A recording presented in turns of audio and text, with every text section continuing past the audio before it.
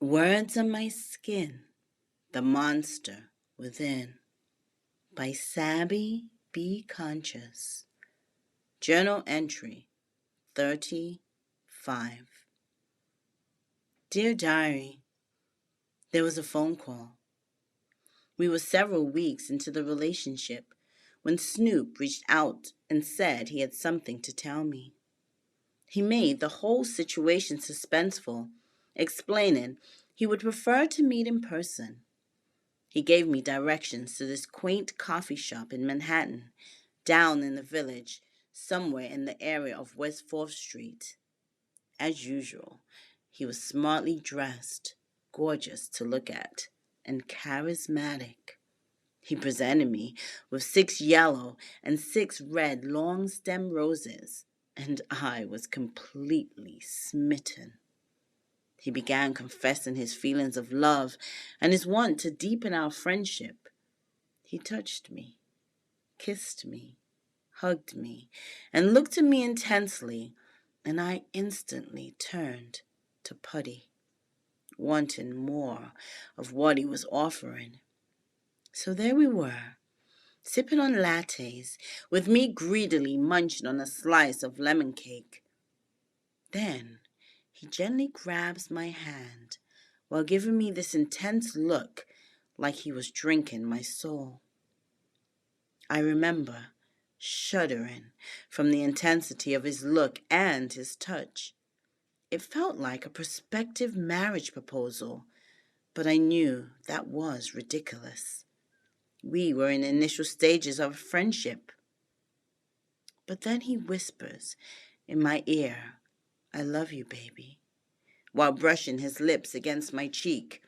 He holds my face and kisses me passionately. At the time, I didn't know whether to sit, stand, or fly.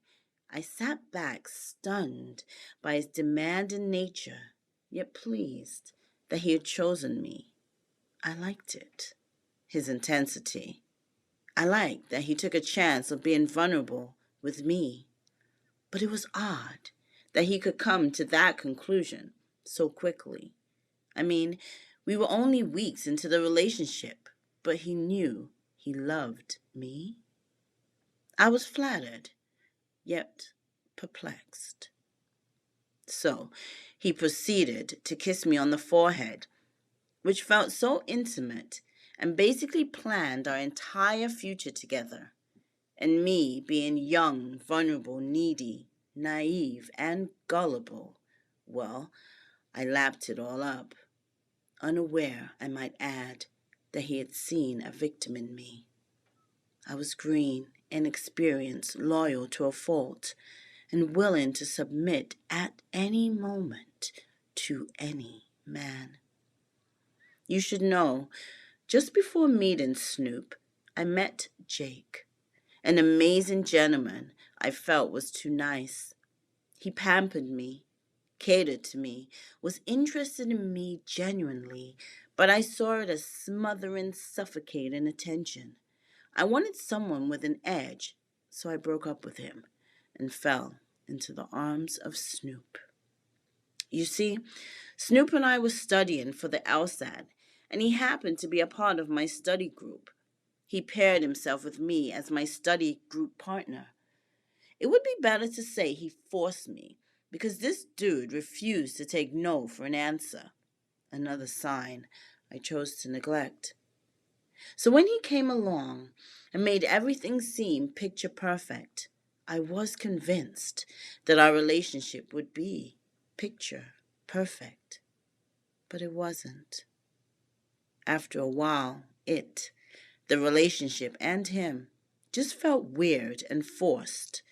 We weren't falling into the natural progression of how relationships should go. Instead, I felt like he was dragging me into it by my hair, kicking and screaming. I would uncover later that getting out of it would prove to be virtually impossible. I eventually saw him for who he was, an extremely dangerous man. Thank you for listening to Journal Entry 35, Subscribe and join me for my next journal entry. Until then, be conscious.